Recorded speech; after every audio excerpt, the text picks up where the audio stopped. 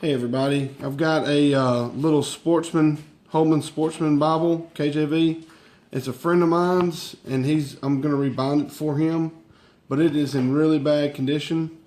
The cover's falling off, and then the actual end pages and binding with the head and tail bands is falling off.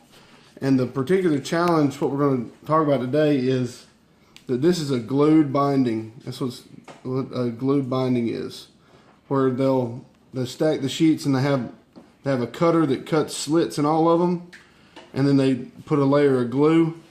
Well, what we're going to do is we're going to reinforce this before I rebind it. And the way we do that, you're going to need to have a little saw, and you're going to need to have some threads, and I've got some gauze or some cheesecloth that I have cut into strips that I'm going to use as my thread. And what I'll do is I'm going to cut 6 little strips in here in glue, and you're going to have some PVA bookbinder glue.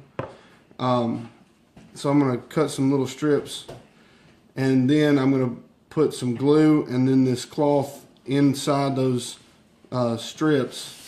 And that's going to actually bind all the pages together with the thread, instead of it just being a glued binding.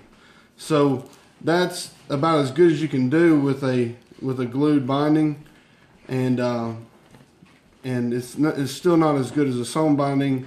But if you're wanting to keep a Bible like this, then that's one thing you'll have to do. So we've got our saw. I'm going to make some cuts. You want to cut it just enough where you're going to have connection with some actual paper. So I'm going to find a spot and just go down just a little bit, and it's probably better if this is in a clamp or vise, but this is about as good as I can do. I don't have a clamp. I haven't built one yet, so. And I'll probably just do one and show you how we'll do it. Alright, now that is, I'll probably have to trim that up a little bit. I'm into paper now at this point. So what I'll do is, you can see that goes all the way down into a little bit of the paper for all the sheets. So what I will do is, I'll give you an example. I'm going to try to peel off this excess glue, and then I will have enough of a spot where I can put some thread in there and all that stuff. So, and I'll just do one for you guys so you can see how it's done, and might cut that a little bit more. Alright, now use this little folder.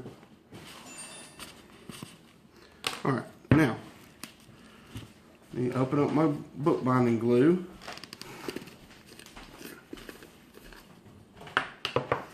And I will put a little bit on a Q-tip, trying to catch this page that's falling off. And I'm going to put it in that hole that we've made.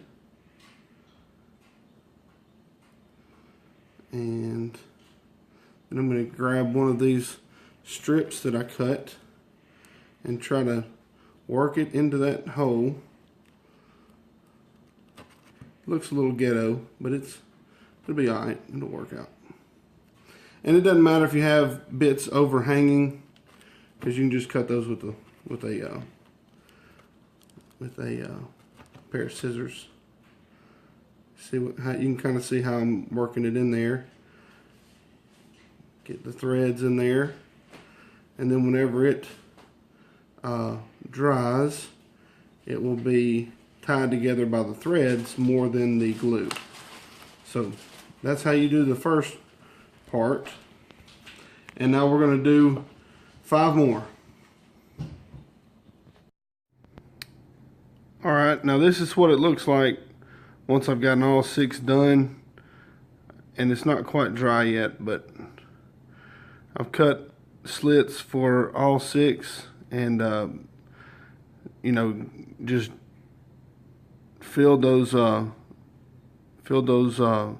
lines with this cheesecloth material and glue. And I'm gonna let that set up, and then I'm gonna reattach this portion to this portion and try to reinforce that as well. So anyway, that needs to dry, and we'll be back and I'll show you what I'm gonna do for the next section.